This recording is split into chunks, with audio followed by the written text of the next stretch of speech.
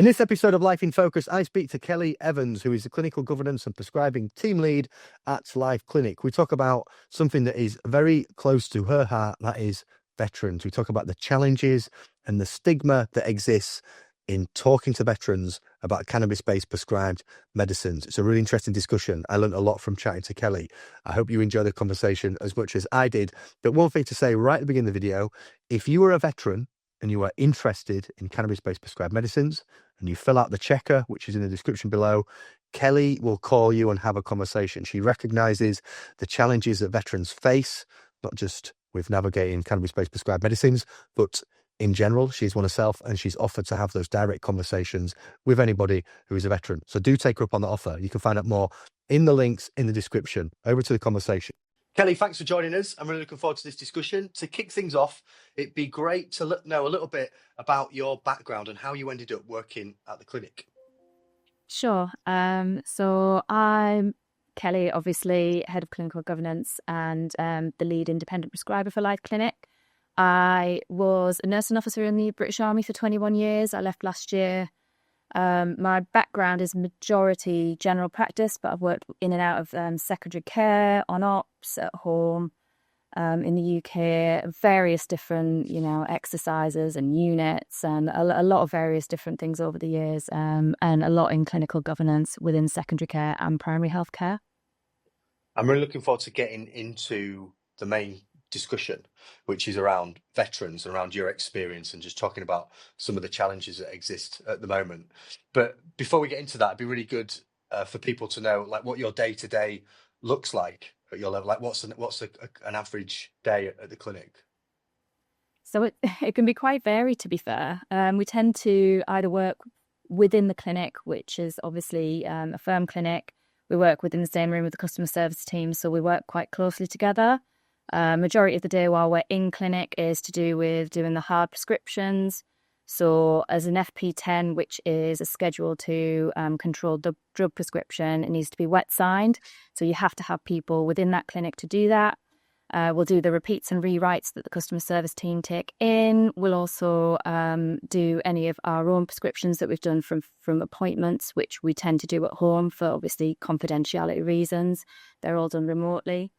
For my job role, it obviously involves a sort of clinical governance as well. So looking at significant events, any safeguarding concerns like that. So we kind of try to shed all of that load out amongst the team. So it'll be the usual clinical governance around audit, etc. But the majority of it is we work really closely with the customer service team while we're actually in clinic. Any questions that they have where clients can call in, they will literally just come over and speak to us and just sort of say, Kelly, whoever, can you just give me an idea of what should happen with this scenario, or, whether it's medication related, whether there's a concern about the medication, or even if it's to do with triaging clients.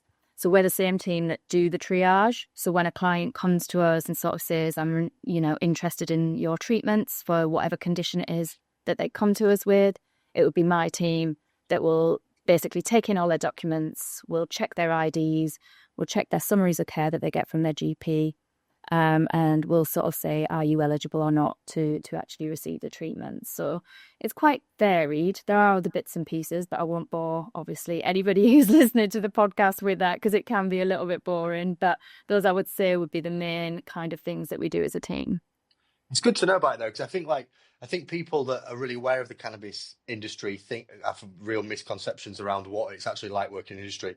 And then people that have not heard about the industry before have just no idea what a day-to-day looks like. So from the patients that you currently have at the clinic, do you have a lot of people who are sort of ex-service background? Or not just talking about the military, but generally sort of in the sort of public service space?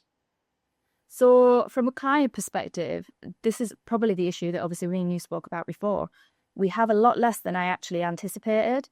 I genuinely thought that we would have a lot more clients and even clients about to access the treatments that would be kind of not even just military veterans, but emergency services, etc. And it's all kinds of different walks of life like that. People that are exposed to certain things that can cause either pain issues, whether it's physical or the mental health side of it. And it has really surprised me. I've been with the clinic just over a year next week. and there's a lot less than I expected. From a kind of personnel background, is myself, obviously ex-army, and then we've got another clinician about to join who's done 22 years in the RAF. So there'll be two of us that are veterans Cool. working at the clinic, which is amazing. That's great. But from a client base, it is so much less than I expected, which is why I obviously have a focus on what we can do for veterans. I think it's a really important conversation because I spent a lot of time seeing different markets, medical, around the world. In fact, in 2019, I went to Canada with politicians, David Lammy, in fact, and kind of showed them a legal market, the medical market. And we met a big veterans organization, society out there. And they'd done loads of work raising the profile of medical cannabis and speaking to politicians. And it was like a real core of the whole movement. And I thought that's really interesting. And there's real good support for it from the public as well, because so much respect for those veterans. Here in the UK, it feels like a very, very, very different conversation compared to what I saw out there in Canada. Where does that come from? Why do you think there's such a difference here in the UK? I feel like when you look at the research and stuff, a lot has been done out in America and Canada, a lot with the VA. So the Veterans Association, they have done a significant amount of research kind of around the conditions that veterans are actually, presenting with, because a lot of these conditions are chronic. It's not something, an acute point of injury, whether it was a combat injury or whether it was, something that they've accumulated in service, and that's mental and physical. They've done so much more research, and it's only sort of now, I think, that those conversations are starting to be had in the UK. And we have been quite behind for quite a long time, I think, with that kind of research. There's literally websites out there now that accumulate all of the research, and that's worldwide, as around the veterans community with healthcare and mental health care. But we are massively behind, and I do feel, forgive me if I'm wrong, but the UK in general are behind with a lot of those kind of things. I think we're very much, we like to have a 100%. tight control of what we talk about, and we don't kind of move above and beyond that. It's like a stiff upper lip thing with it. I think we sort of we put so much. Trust is maybe the wrong word here, but when it comes to our healthcare, I don't think we often take a great deal of agency in it, and we just kind of go along with social perceptions and what we're told. Where in other jurisdictions, I think there's a bit more of a libertarian feel about healthcare. It's kind of like, I want that, I would like that, this is my health. Whereas here we're kind of over to the NHS, it's very much like, what do I need rather than what do I want? And we could go deep into what's the better model, but certainly feel some of that kind of natural resistance here in the UK. What from your time in service then, how were drugs generally talked about, and how was cannabis discussed and talked about in training and policy briefings and things like that? I mean, from day one, it's a zero tolerance policy within military, probably not even just the military. I would say again, emergency services, it's zero tolerance. We get randomly drugs tested. You don't get obviously any notice at all as to when you're going to get random drug testing. There are always going to be people out there that go a little bit rogue and get up to whatever it is that they're going to get up to, but that's the same in every walk of life. So we have seen, a lot of people discharged over the years because of it. But it is very much drummed into you that zero tolerance, you cannot touch any of this stuff.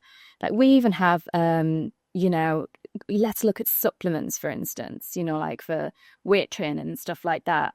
We literally have there's a database out there that says what is, what can be used by people in the military and what can't be. So people are even scared of supplements, let alone something, like. You could get in trouble for a supplement in the military. That's wild. Yeah, people have been discharged from stacking, where they stack supplements upon top of each other. Steroid use is obviously a no-no if it's not prescribed for a medical reason. I've seen soldiers discharged for that.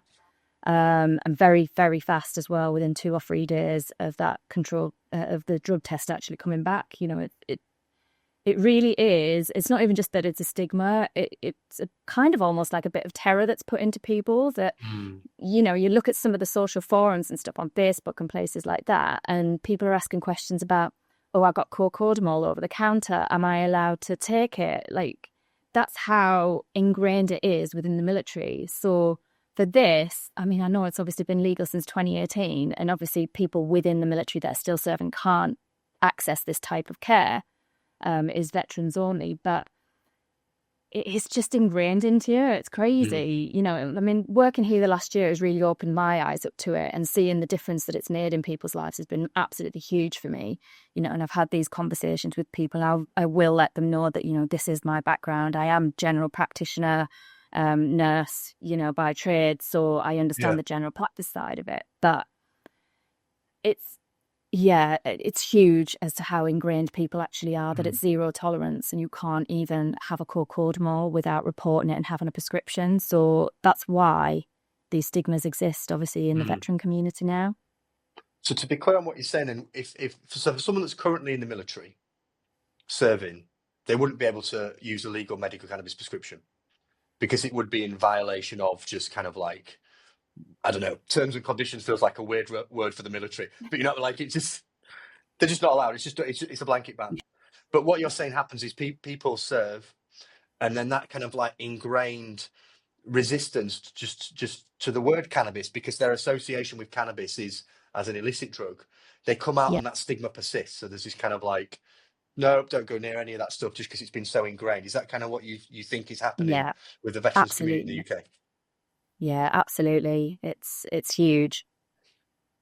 So what do we what can we kind of do about this then? Like, so if this, because I guess the stigma that exists for people that serve in the military in some ways is kind of fair enough, because like there's very little that can be done to change. If you're in the military, there's just the T's and C's of being in the military, cannabis. But for people that kind of leave, is this like quite a big education piece then to get out to veterans and kind of just talk about medical cannabis and just kind of help, I guess, deprogram some of those things that they've heard, you know, about cannabis. Yeah, I think that's a big thing. And I mean, I've personally reached out to several, you know, charities to do with veterans, and they're all scared of it. I think Okay, only interesting. one actually sort of got back to me and was sort of like, well, we'll keep the lines of communication open because it is an interesting area. But I think they're even too scared to actually touch it as a topic, even though, like I say, it's been legal for what, 7 coming up 8 years. Mm, mm, They know so little about it. It is scary for them. And the yeah. same with the GPs. We've had it recently over the last couple of weeks where GPs are so resistant to, you know, obviously we have a shared care agreement with the client, whoever they are, and their general practitioners and their specialists, depending on what they come to us with. Mm, And, you know, so that we share the information of the treatment that we're giving them so that it's done in conjunction with what they're having with traditional medicine. And they're actually really resistant. They're resistant to release paperwork sometimes. And you do sometimes feel like you're coming up against a brick wall all the time. It's quite, mm. yeah, It's annoying. difficult. I've had similar things in the past when I was working within the All Party Parliamentary Group for government, talking to charities around cannabis-based medicines, just as like an educational piece, really, like no motivation other than to just let people know that this is going on, because it might be that that charity who helps people with ADHD, it would be interesting and useful for people to know about it and know about alternatives. We've literally not, as directed by politicians, nothing other than an educational intention. And yeah, some of the reactions of instantly, you just come across that stigma. They hear the word cannabis and they just go, absolutely not, don't want anything to do with that, don't want to touch it. And it's very difficult, isn't it, for people to unpick that programming of the word cannabis and what it means and the stigma and the association with it versus medical cannabis-based prescribed medicines, and it's so hard for people to unpick that. But I guess what you're talking about, what you're flagging, is that's an issue just for the general population. Once we then start talking to veterans in the UK, we're encountering another level of programming that's gone far beyond that of the public, because you could make a fairly reasonable case, I think, that people's perception of cannabis just in the UK is not, people aren't that scared of it as a sub, you know, it's people aren't, you know, shouting from the rooftops in fear. You know, not it's not everybody's cup of tea, but it's not something that invokes a particularly strong reaction in the majority of the population. But I guess what you're saying is veterans, there is that extra level of like, no, don't want to touch it because of that association. I think often they've not even considered it though, because they've not been exposed to the fact that it is so widely used from a medicinal perspective. Like it's growing every single day, isn't it? As an industry, more and more people are trying to access it as, and obviously it's not their primary care, it's supportive care, supportive treatment. We don't profess to be your only thing that you should be doing to support whatever it is condition that you come to us with. But it is, I think it's just, there's no exposure to it. And obviously we've not had, like not even just the charities, but the GPs don't particularly, not all of them, but a lot of them don't particularly support us. The specialists are scared of it. We've had, like clinical pharmacists get in touch and like, well, we're really worried that, this is the prescribing this alongside this. And we're like, well, what's your clinical rationale for that? And we're really willing as a clinic to sit down with the specialists and the GPs and have those conversations. But I find often there's a lack of interest, even though it should be shared care. I think it's really strange. It's very, very frustrating, isn't it? Yeah.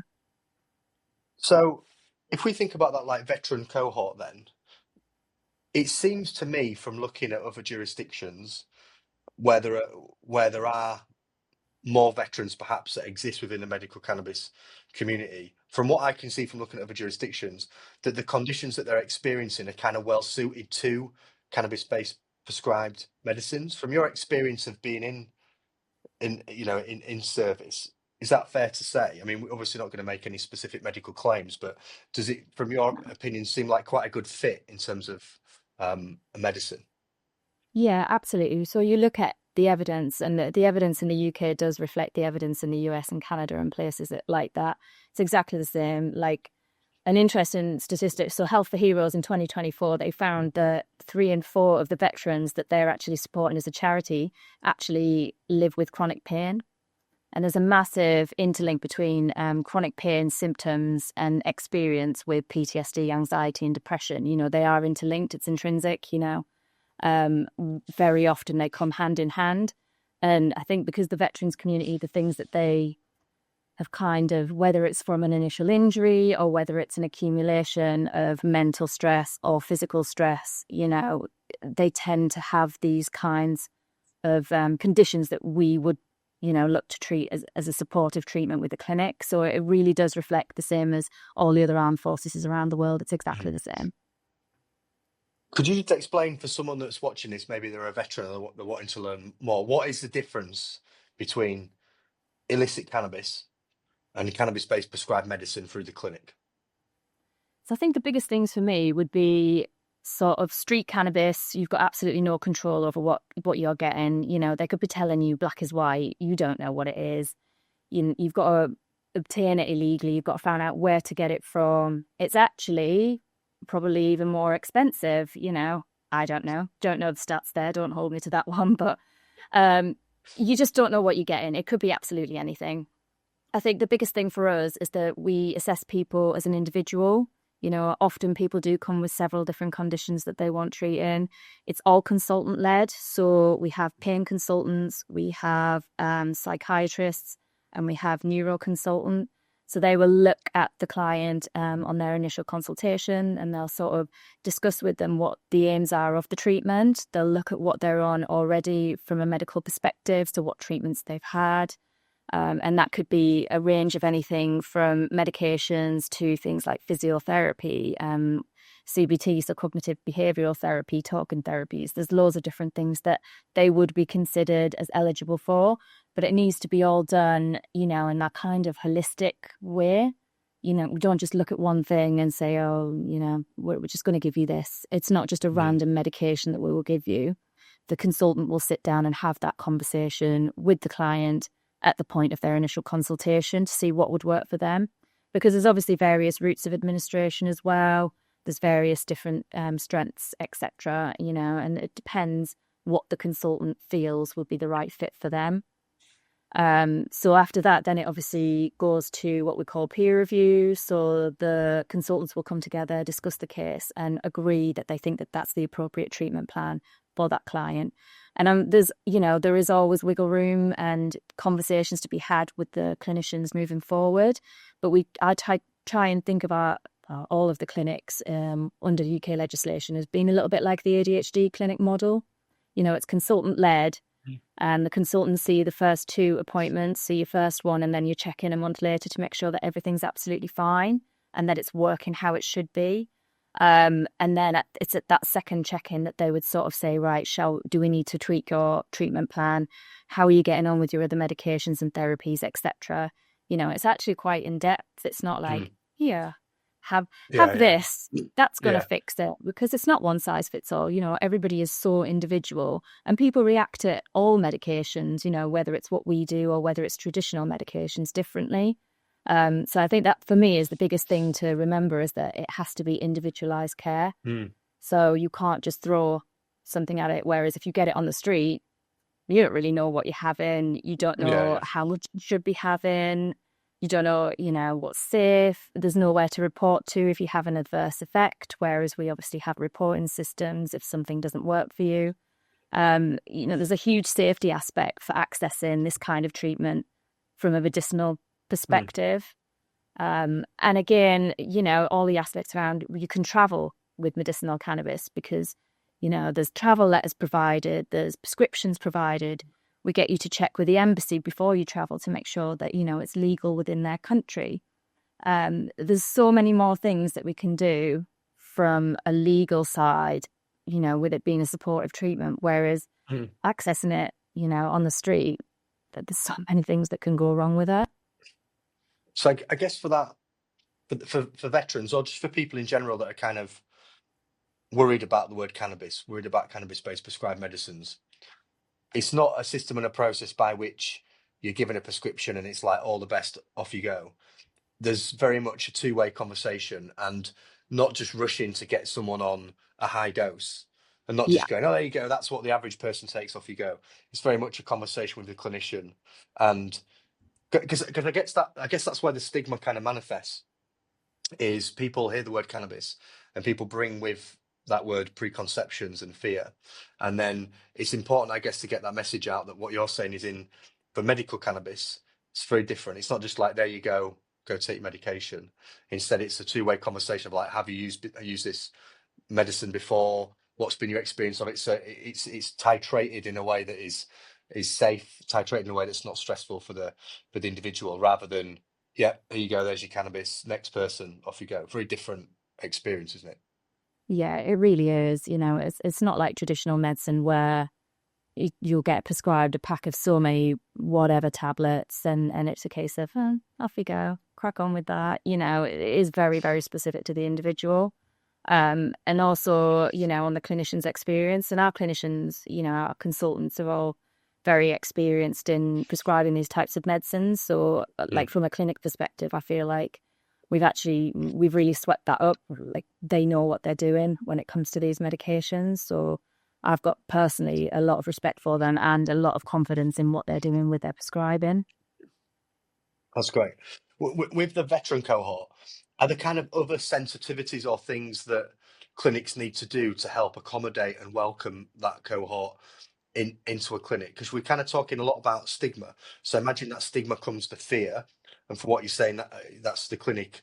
It's the clinic's job to kind of just provide the education, kind of hold someone's hand for a process, not just kind of throwing a medication at them. But what are some of the other things, or some of the elements that clinics have to cover? You know, maybe like they're worried about driving, they're worried about people finding out. Like, veterans stick together, don't they? I imagine you've got a lot of mates that you've known for a long time that you've served with. Is there something in there for veterans around other people finding out that they might be using medical cannabis and then worrying about stigma from others, things like that? I think there's definitely something to be said for it. I think if we had the opportunity, especially as a clinic, and obviously that's what we're trying to do, is raise awareness for veterans to kind of say that this is something that you can access. And I'm looking at possibly getting in amongst some of the local veterans communities to have those conversations, but also equally, obviously, with the Armed Forces Covenant, it should be within your GP summary of care so we can flag who these people are. And I don't know how many clinics are actually doing that, but perhaps, and it's something I've been thinking about a lot recently, once we flag that somebody is a veteran through their medical records that they submit during triage and eligibility, whether it's something that myself or, my colleague who's about to join, who is a veteran, can pick up the phone and just have that conversation with them. How do you feel about it? But equally, we need to find a way to encourage them to actually try and access the service first. So it's kind of that catch-22, isn't it? It's like, how do you bring people in that might benefit from it? But also, how do you kind of, like you say, not so much hold somebody's hand, but kind of talk through the process and how they feel about it, looking at their medical and their veteran status background. So there's definitely a piece of work to be done there, I think, from clinics' perspective. And I can't see any of them really big clinics having the capacity to do that or the resources. We're fortunate with our clinic that is myself, and then obviously, like I say, my colleague's about to join next week. We're very blessed that we have 2 veterans on the team.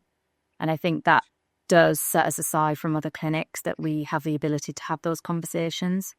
Yeah, I've always felt like veterans listen to veterans. It's kind of a lot of public service jobs are like that. Same with police; they kind of naturally gravitate. Like I've had a lot of my granddad's a police officer, and like there's just it was such a culture post when he was in retirement. Like it was just like a little club, and they were only so they really listened to.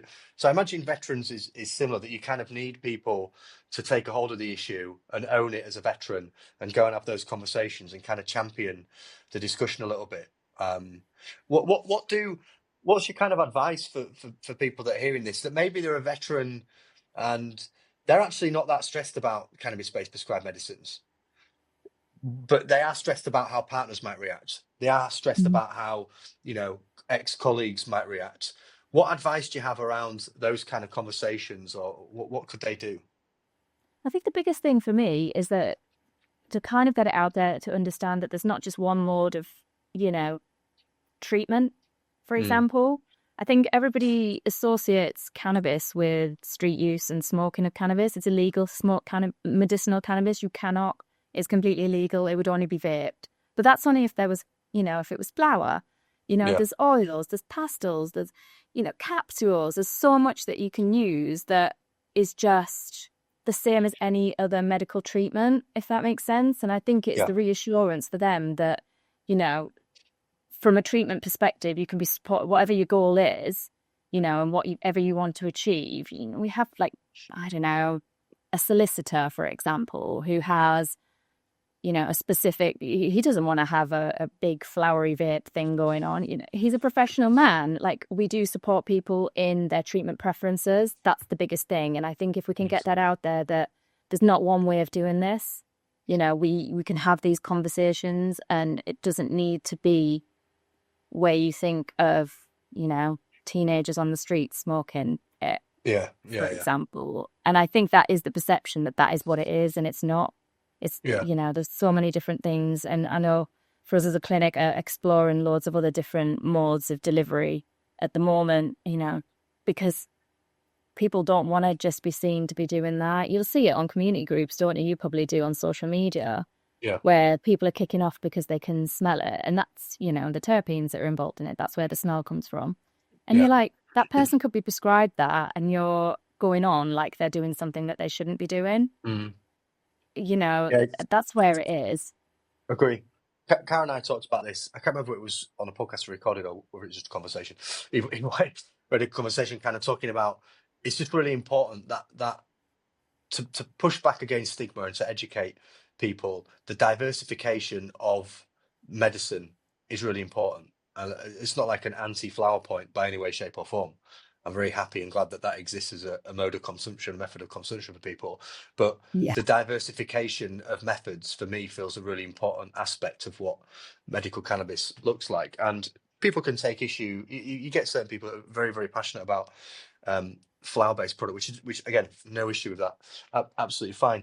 But if you want to help educate people on cannabis-based medicines, it's important to position it and show it for the diverse medicine that it is. It doesn't have to be flower, it doesn't have to be vapes or oils, and I think as the global sector advances, we are seeing lots of different forms of consumption appear, out and those forms are available in the UK. Like those supply chains do exist, as you mentioned. So that feels like a really important conversation to educate people on. Have you kind of found, and as a veteran yourself, like, can these stigmas be overcome? So I'm just going back to that sort of hypothetical example of someone who's a veteran, and they're really worried about what the colleagues will think, and the colleagues would say if they said, "Oh, by the way, I'm using medical cannabis for PTSD, pain, whatever, Mhm. insert condition here for this hypothetical example." Is it a subject that you think veterans will change their position on if educated? Like, is there hope for that veteran who's scared about a reaction to sort of educate the peers, or is it a bit of an uphill battle? I think if we have the opportunity to, have those conversations, do the education piece, I think they really would change their mind. I know from looking at sort of when I was in service and, in general practice, for instance, for, excuse me, for serving people, a lot of them are reluctant to take medication. What, You will full find a stop? lot. Just Yeah, medication, full stop. yeah, it's quite surprising. You will find quite a high percentage of people that just don't want to take medication. There's the old saying, man up.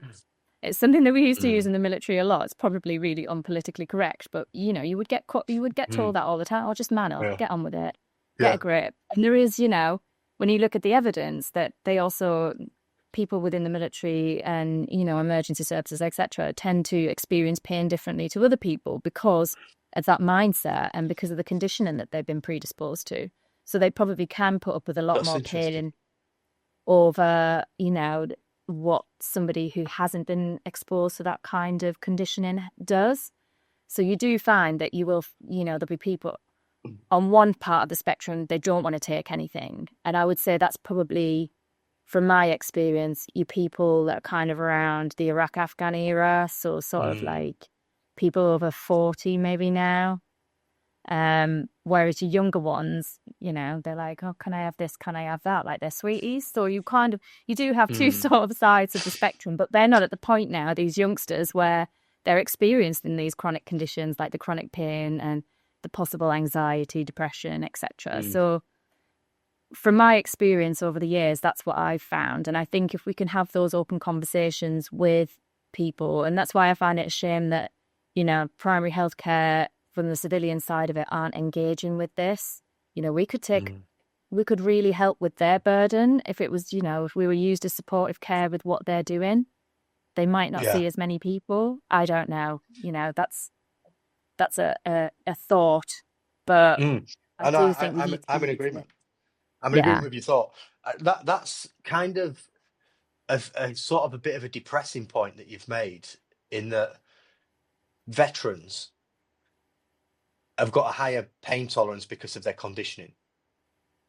So that is kind of coupled with, maybe not even higher pain tolerance in a sense that they don't feel the pain, but there's more like psychological resistance to do something about it. I feel like Yeah. it's not like, oh, I feel less pain.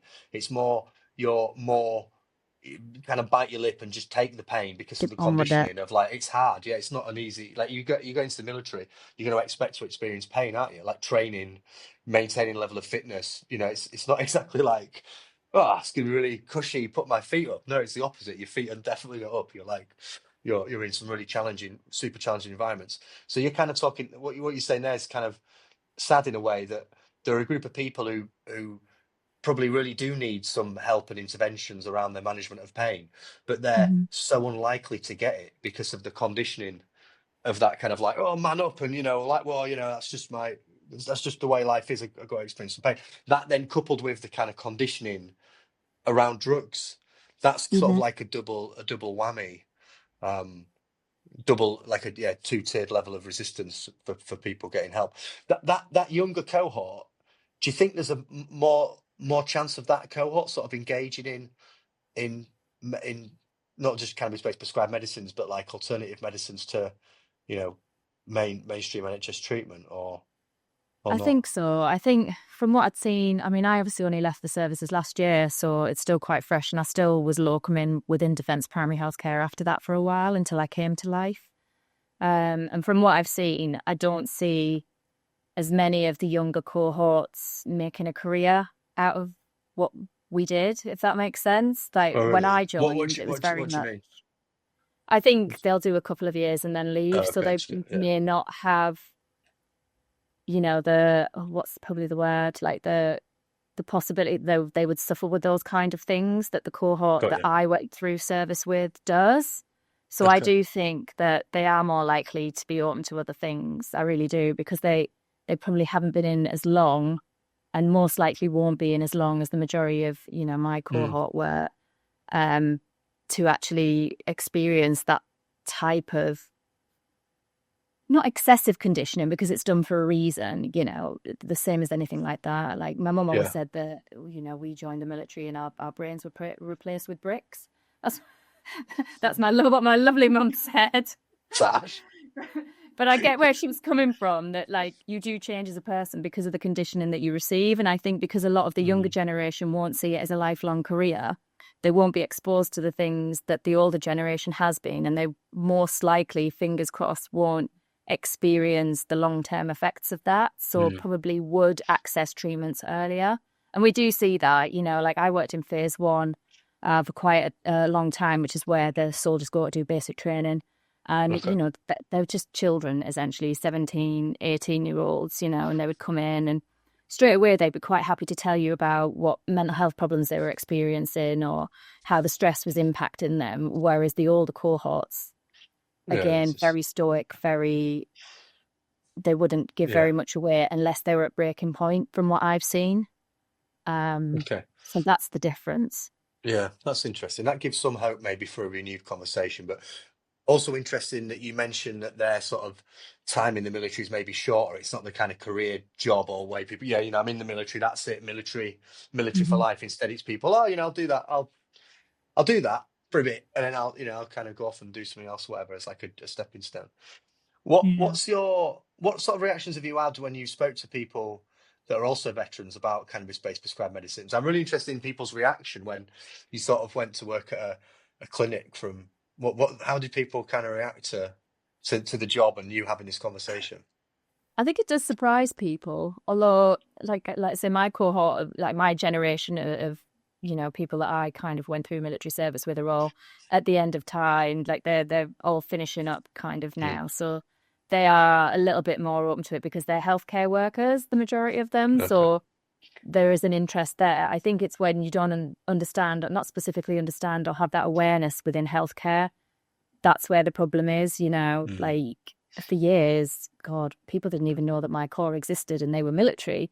It's very bizarre. They're like, well, what do you do? And you're like, oh, I'm in the army, the same as you. And they're like, oh, are you? You're like, yes, absolutely. It's really bizarre. But, I mean, I've got a friend she works with Heroic Hearts out in the US, the Mm. charity out there that do a Yeah, lot yeah. around psychedelics. And she's been really interested. And I have kind of had those conversations with one of our big social media groups that's got like over about 3,000 female veterans and still serving officers. Mm. I do try and have those conversations just to sort of say, this is out there. If you want to speak to me about it, 100%, just, message me or whatever. But it's very difficult to get those inroads, I think, still. Mm. It's definitely a work Frustrating. in progress. What do you, yeah, just sort of like next steps then? Well, two things actually. One, it'd be good to know signposting. So if someone's watched a video, they could be a veteran, they might not be a veteran, whatever, but they're thinking, okay, I'm actually interested. I want to learn a bit more. Like, what's the process? What do they need? What do they need to do? I mean, the biggest thing is to complete the eligibility online. So obviously on the website, I'm sure that It's that in the will all be linked description. and Yeah, I everything. put it in the Yeah. description. Yeah, complete the eligibility. And then, I mean, if you're very specifically a veteran come into this, if you could at least, just put in there, I'm a veteran looking at this. Like, I personally would be quite happy to give them a phone call just to sort of say, like, what are your questions? What are your concerns? What can I talk to you about? Because I think it's really important that you have that personal sort of thing from another veteran, really. Mm. I've been on both sides of the coin, so I completely understand where these people are coming from and why they're trying to access that care. But I really hope that we do see more people do try to access it, because it's very few and far between at the moment. And I really do think that it would make a difference. But I personally would be happy to contact them. And I've said this before. And again, if we can work with more charities and get more information out there and education for people, I think more people would attempt to access it as a supportive form of treatment. But agreed. yeah, complete the eligibility is the biggest thing, and then we can get back in contact with them. Great. And yeah, I always put it in the description, the checker that people can fill out. So looking forward, then, it's obviously a real passion of yours. It's something you care deeply about for really obvious reasons in this discussion. But what's next? Where do you kind of take things from here? Is the plans to kind of reach out to more veterans organisations, kind of kickstart this conversation? What's kind of next? I think that's a big thing. I'm gonna try again to reach out to a few more of the charities and what have you out there, and just keep the lines of communication open. I think we probably will look locally more in the sort of locality, and maybe that might be a way in, because there's so many things that we can attend as veterans anyway, just to start having those conversations. That's probably where I'll be looking to once my colleague joins next week, and there's two of us, where we can kind of look to speak to people more about it, and to kind of raise that awareness that it's not something to be scared of. It's not, you're not off doing something weird or wonderful in a bizarre foreign country. It's completely legal. It's completely safe. The evidence is there to support the use of it as a supportive treatment. I think those are the biggest things that we need to get out there. Yeah, definitely. I couldn't agree more. And I've, like I said, since I first went out to Canada quite a while ago now, I've just always felt that the UK is just not quite there. We're kind of lacking in terms of conversation. So it's been really good to meet you. Obviously, we met prior to this, but to meet and hear about your background and your experience and your kind of passion to start this conversation, because I too think it's much needed in the UK. And I love that offer of, like, if someone, you're there as a veteran, you're there, you're happy to speak to people that engage with the clinic. Like, it's an important conversation, and there's a recognition from you as well that, like, it's slightly different. Veterans come with some additional challenges and some additional needs that need to be met by clinics. It's not just it's quite a unique group to engage. So I'm glad you're doing that work, Kelly. That's cool, and I appreciate you chatting to me. Thanks for coming on and talking about veterans. I hope we'll have more conversations. I know we're going to be doing some other stuff together, but it'd be really good to keep this conversation going and continue to raise awareness of this issue, because, like I said, I feel like it's a really important discussion.